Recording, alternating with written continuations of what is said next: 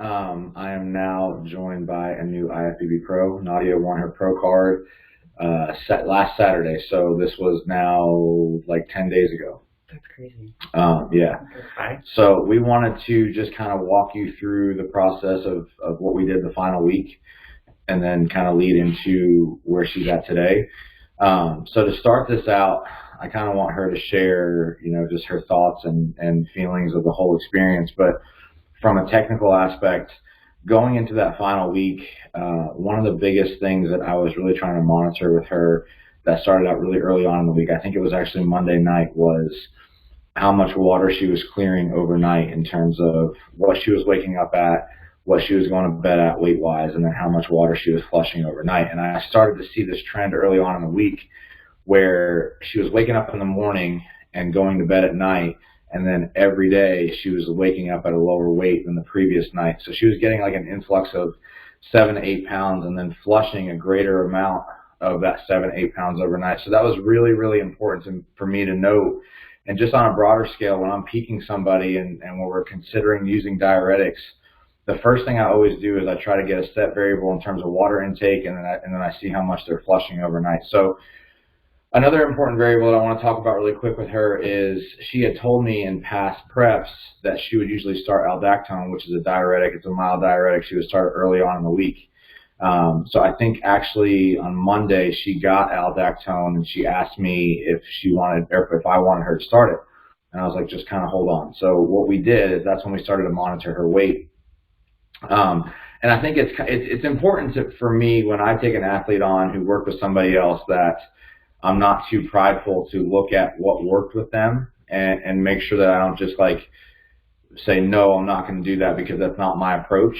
So I listened to what she said in terms of, I think I started aldactone like 6 or 7 days out or 5 or 6 days out, whatever it was. Yeah, it's usually like the Tuesday. Yeah, and then we just wrote it all the way into the show. But I knew by monitoring her weight that if we started that process of aldactone that early, it would have been really hard to pull her back out of that hole, especially with how she was clearing overnight. So I think we started out the week, and I think she probably can pull it up as I'm talking, but I think she started out the week somewhere around 126. Was it 123? Let me look. Yeah. No, the beginning of peak week, yeah. I was higher. Right? Yeah. Yeah, so she's going to look that up. But the important thing to note here is water clearance overnight. And every morning she was waking up at a lower weight than the day before with her water high. Honestly, her water was so high that when we were together in person, she was making me nervous because she was drinking so much water at night that I was like, how is this going to work? And, by the next morning, she was in a perfect spot every day. So we kept her water high all week. I actually introduced aldactone for her. She normally, like she said, started on Monday or Tuesday at 12.5 twice a day. I wanted to use just a tad bit. So we started at 6.25 on Wednesday night, and we kept it at 6.25 all the way through the show, just twice a day. And that was basically all we did for diuretics. And I want to talk about diuretics because I think it's important. It was 125.2 on Friday. So a week out, I was 125.2. Okay. And then, like I said, she was flushing more every day after that. So as far as the diuretics, it's important for a few reasons. One, I don't want to have like a holier than thou approach to, peaking athletes in the sense that I'm going to talk about some things and not talk about others. And also, I don't want you guys to have, there's this stigma within bikini that it shouldn't be hard, that you shouldn't have to use things, that there shouldn't be a challenge to it. And I think that for one, it disrespects the athletes who do it. And two, I think it also disrespects the level of competition that's now on the national stage and the pro stage. That's not the case. Like you are having to do things to manipulate your body, to manipulate your look, to get the desired look that you want. Now, granted, 10 years ago, that might not have been the case, but if you look at who was winning the Olympia 10 years ago versus the look now, everything's changed, and you either change with that course or you're going to get left behind. So yes, diuretics are a part of being a bikini pro. Yes, diuretics are a part of what it takes at certain stages, but what's important to note is that you shouldn't cookie cut your diuretic protocol. And if I had not been paying attention to her evening weights, we could have lost the show because she would have been in such a hole that she would have never been able to climb out of it.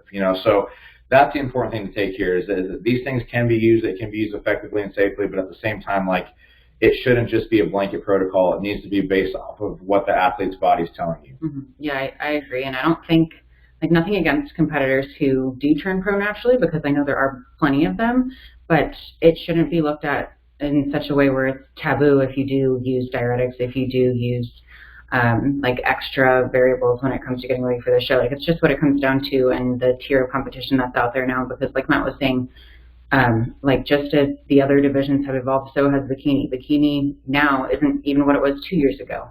The girls look amazing. They keep on improving, and what keeps showing up keeps getting better. And whether or not you keep up with that and what it takes for you to keep up with that is on you and what you are comfortable doing and what you decide to do. And I think that, I think there's this, like you said, this stigma wrapped around people who do and don't use these items, and doesn't mean that anyone works harder than anyone else, or I can relax a little bit more, because by no means is that ever the case, especially in my situation. We always still have to put our foot on the gas pedal a bit more, especially towards the end, and regardless of if I'm using a diuretic, if I'm not, that never changes. I still have to work extremely hard, and I still have to get very uncomfortable and really push myself to get to a point where what I look like is worthy of a first call and an overall win in this case. So I respect athletes who choose to use them. I respect athletes who don't.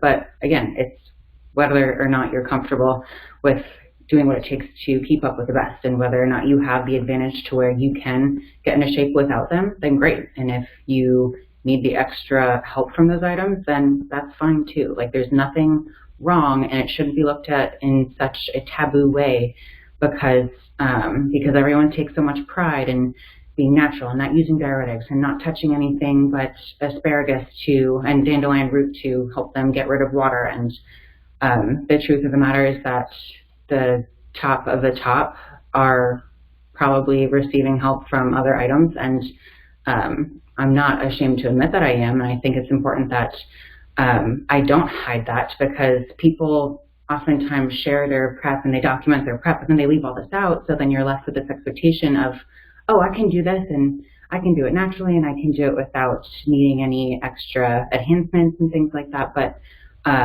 the fact that some of these items are left out when people discuss what goes into their contest prep and guiding for a show and getting ready for a win, I don't think it deserves to be left out by any means. Yeah, I mean, and also too, you can like, again, pride comes into it. So you could say everything you want, and you could be like, I'm not going to use diuretics because I don't think they're necessary. But then if you're not the first call up, then you just made yourself look silly, So, but getting into, so basically, the reason why I brought diuretics up is because I felt like there was a sweet spot with Nadia's weight where it was like in the 120 to 122 range. And the reason why I'm bringing this up is because I think it's very important that as we discuss food and how I peaked her, how I got to that, and then how I wanted to keep that weight range. So basically, she was on stage. I think she woke up the morning of the show right around 119. And then by the time that she had got done with her tanning and her makeup, that's another challenging part of coaching women, is I don't get to be as hands-on with women the morning of a show that I do with a guy, because we have so much less cosmetic demand on us. Yeah, we're out getting our makeup. We're driving somewhere to do this. Yeah. Or some of us are getting a blowout done. Like, luckily I had done my own hair, so it was one less thing I had to go out and do. We're leaving to go get our tan. If you do your tan yourself, you don't have to worry about that. But luckily the tan was at the venue, so it was pretty quick. Yeah. But I had to coordinate with Matt when I was going to be back, where I was going to be, what time I was going, and how long I was going to be gone for, so that he could be responsible in terms of monitoring me and taking care of his other athletes, because I wasn't the only athlete at this show. So he had a handful of people to juggle. Yeah. I don't think we even got anyone together for a group. No, it's okay. Never happened. So she woke up at like 119, which is exactly where she needed to be. After all of her appointments, she was actually down to like 117.8, which I was a little bit surprised. But when you start to restrict water, and when you're peaking somebody, the water that you're then dehydrating out of them, not only from using diuretics or from limiting water use, but then the longer you go without water, the more your body's going to dehydrate. So after that, we actually started to put a little bit of water back in. Yeah, I was drinking upwards of 2 gallons this morning, maybe a little bit more, right, until Thursday. On Thursday, we kept 2 gallons, and then Fridays when we started to make changes to just slight. So I didn't change her water at all until the morning of the show.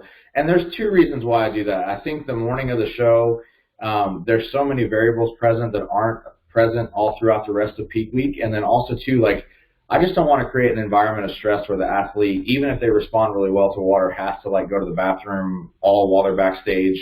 So, there's several reasons why I do that. But with her specifically, we put a little bit more water in after she got done with her appointments. And then I just really wanted to all weekend keep her around that 120 range on stage.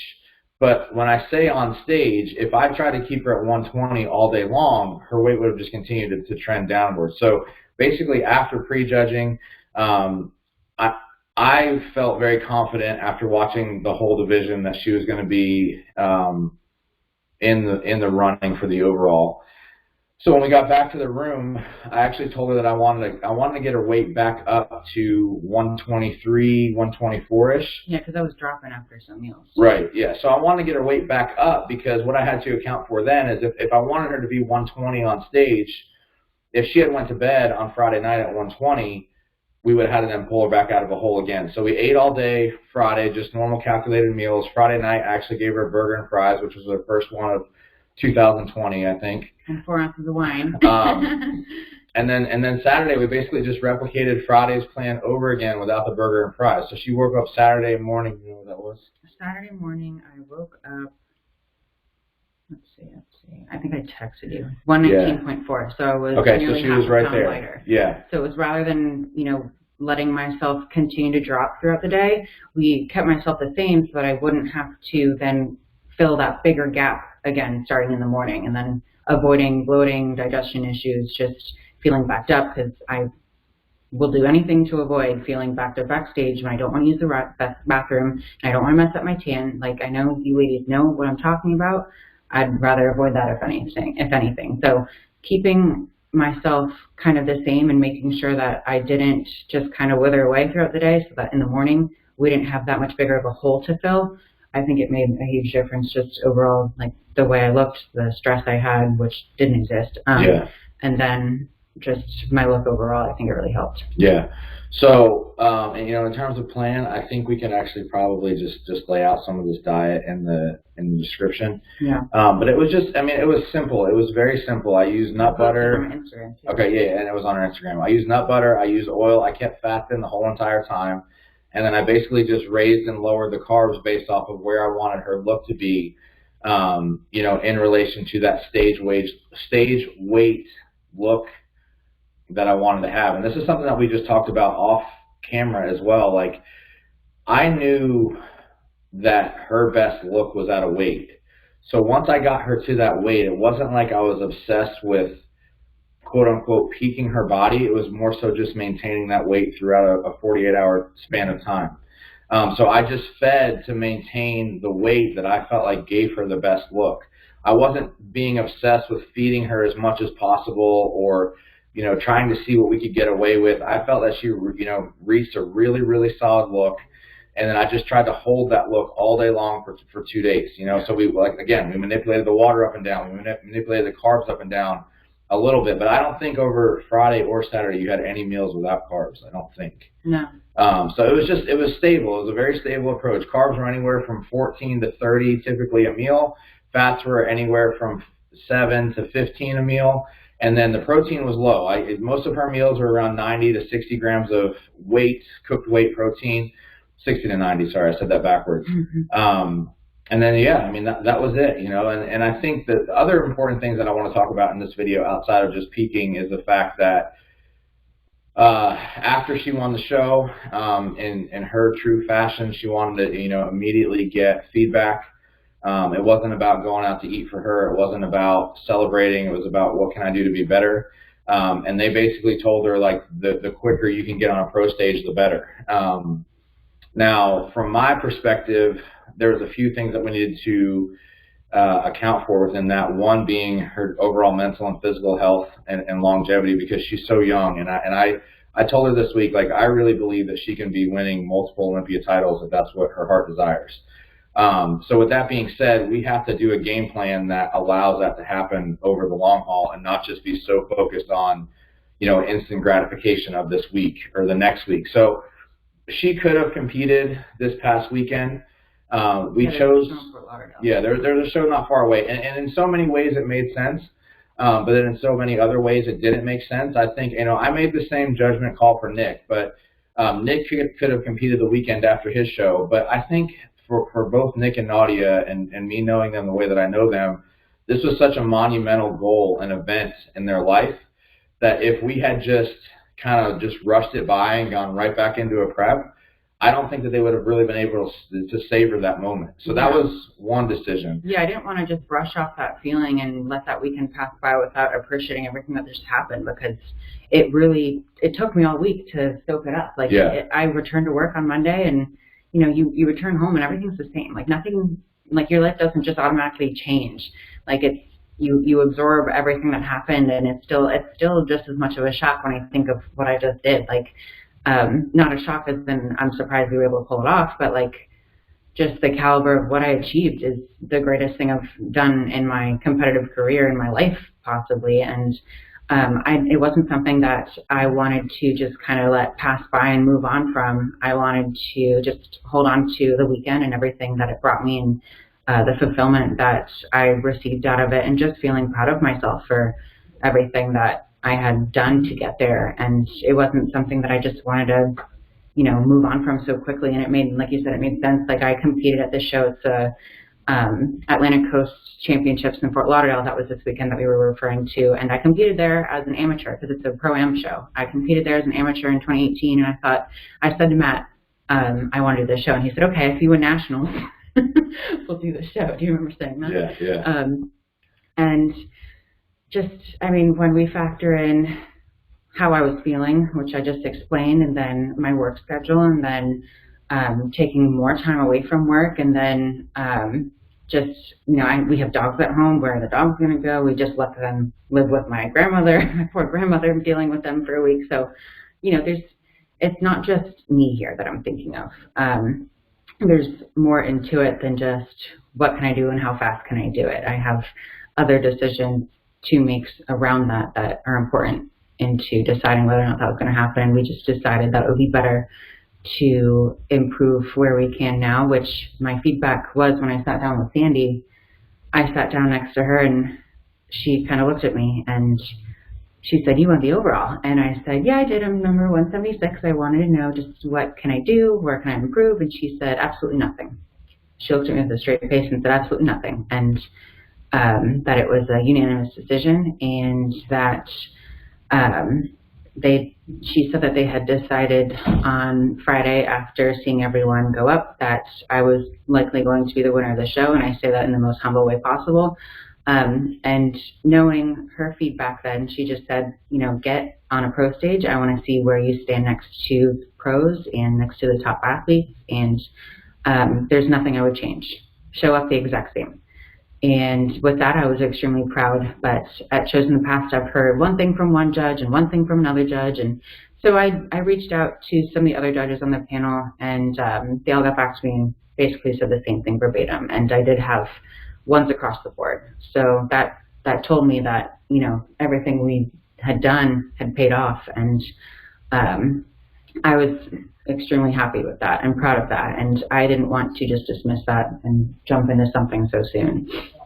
Yeah, so the other things that are important to me within this, and again, I'm saying this not out of arrogance, but I don't think that there's a rush for her to compete. I don't think we have to catch the right show or, you're in shape, let's go ahead and do it. Because another conversation that we had is that she has a lot of responsibility at work. She has a serious job.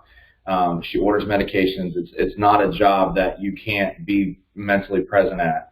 And not only that, but the give and take of Nadia's body, it's like a blessing and a curse. Is genetically, structurally, physique-wise, her look, it's awesome. So you could see her on stage, and I'm sure people are like, oh, she's so genetically gifted, and in a way she is.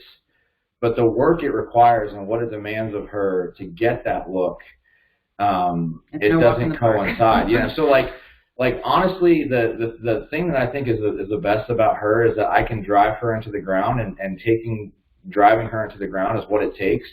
But she still maintains a fresh look within that. And she's not beat up looking. She doesn't look like over dieted. But yet everything about our prep towards the end was her over dieted. Okay, so that's a very hard, in terms of prep variables, that's very hard to sustain. So when we talked after the show, I just said to her, I like, can you maintain that another week? Yeah. And is it worth it? So that's kind of where we were at in the decision-making process. We did talk on the way home about possible shows that we want to do in 2021. I do want to get her on stage pretty early because, again, I think that she belongs on the Olympia stage, and based off of the feedback that we got, that's where they want to see her. But it's going to require a lot of work, and that's what I don't want to be lost in this, is the fact that she is very gifted. She's beautiful. Her physique and her strengths are there. Structurally, it's incredible, but at the same time, like, it requires a lot of work. So we have to be very methodical in the approach because it doesn't just happen by chance. Yeah. So I want to leave it at this video for that. We're going to kind of go into the next video more so about where she's at right now, and then kind of tell what our goal, what our focus is, where I'm at from a coaching perspective with her now, in video number 2. Cool, guys. We'll see you in the next one.